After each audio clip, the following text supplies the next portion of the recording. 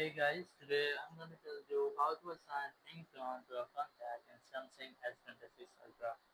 If you're using Samsung S26 Ultra and you want to assign ringtone to a specific contact, so let's see how you can do that. You just have to simply open your phone app. Now once you are in phone app, just go to contacts and from here just select the specific contact for which you want to set your ringtone. So let's say I'm going to select this one. Click on this info or I button, then click on this more or three dots.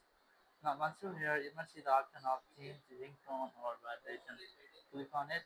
Now you can change ringtone or call vibration for this specific contact. So let's say I'm going to select ringtone here. You must see different ringtones. You just have to select which one you want to set. So for example, I'm going to select this one.